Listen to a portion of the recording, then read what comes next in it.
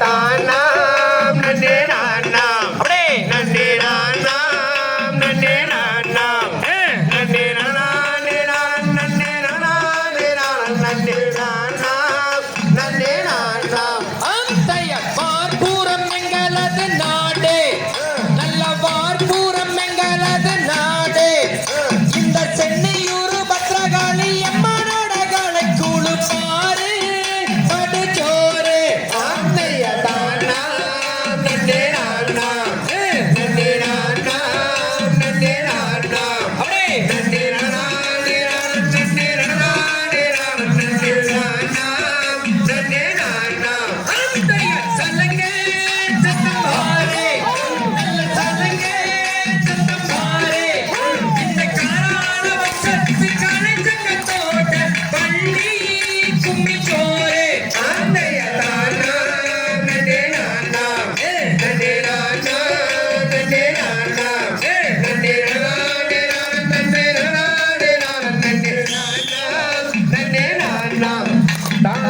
தையதோ தகதியதோ தாராதைய தையந்தோ தை அப்படி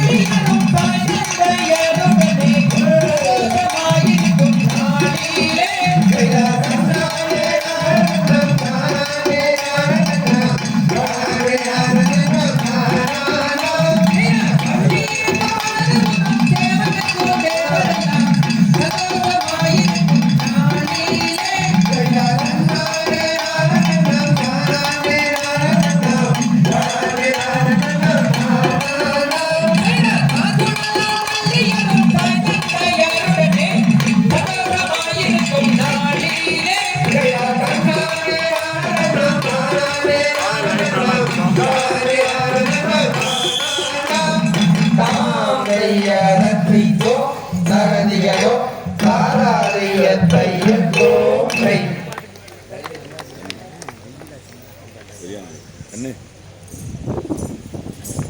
அப்படி 12 வயதாகி ஓணமிட்டு விளையாடி 5-6 வயதாகி அருந்தவை கற்றறிந்து பேர்வெளிய வள்ளியிற்கு வயது 12 பெண்ணரசி புஷ்பதியானார். 12 வயதுக்கு மேல வரும்பொழுது அந்த பொண்ணு பெரியவளாகிறா. இப்போ வேடுகுல வழக்கப்படி சீர் பண்ணணும். எப்படி சீர் பண்ணணும்னு பாத்தீங்கன்னா, நம்ம வீட்டுல பெண் குழந்தை பாருங்க, அந்த பொண்ணு வயசுக்கு வந்து பெரியவளாயிட்டா சீர் பண்ணுவோம். அதை நான் முன்னே சொல்லியிருந்தேன். என் வீட்லயும் ஒரு பெண் குழந்தை இருக்கிறான்.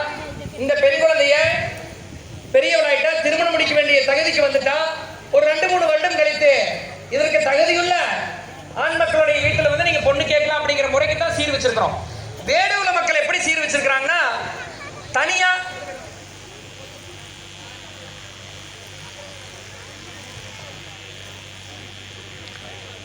வேடுகுல மக்கள் எப்படி சீர் வச்சிருக்கிறாங்கன்னா, தனியா போய் அந்த பொண்ணு காட்டுல காவலுக்கு நின்னுட்டாவே, குருவிகளை காக்கா குருவிகளை விரட்டுறதுக்கு நின்னுட்டாவே, ஓ இந்த வீட்டுல ஒரு பொண்ணு திருமணம் முடிக்கிற தயாராயிட்டான்னு சொல்லி ஒரு முறை.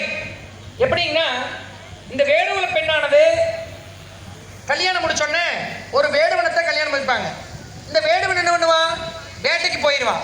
வேட்டைக்கு போனா இந்த வேடு வச்சுதான் தனியா காட்டில் இருக்கணும். அப்போ தனியா காட்டுல போய் காவலுக்கு நின்னுட்டாவே அந்த குடும்பத்தை நடத்தக்கூடிய மனப்பக்குவத்துக்கு வந்துடுறான். இதைய அடுத்த குடும்பத்துக்கு தெரியப்படுத்துறாங்க. இந்த வீட்டுல ஒரு பொண்ணு காவல் காத்துக்கிட்டு இருந்தா, சரி இந்த வீட்டுல திருமணம் முடிக்கிற வயதுல இந்த பெண் இருக்கிறா, நம்ம தகுதி இருக்கிற ஆண் மக்கள் 2 வருஷம் போய் கேட்கலாம்னு சொல்லி அந்த முறை. அன்பு சொந்தங்களை உங்களுக்கு எல்லாம் தெரியணும், பெண்ணை மையமாக வைத்துத்தான் கற்கால மக்கள் நம்ம அடுத்த தலைமுறைக்கு வந்திருக்கிறோம். கற்கால மனிதன் சொன்னாவே நம்ம வந்து ஆணத்தான் சொல்றோம். ஆனா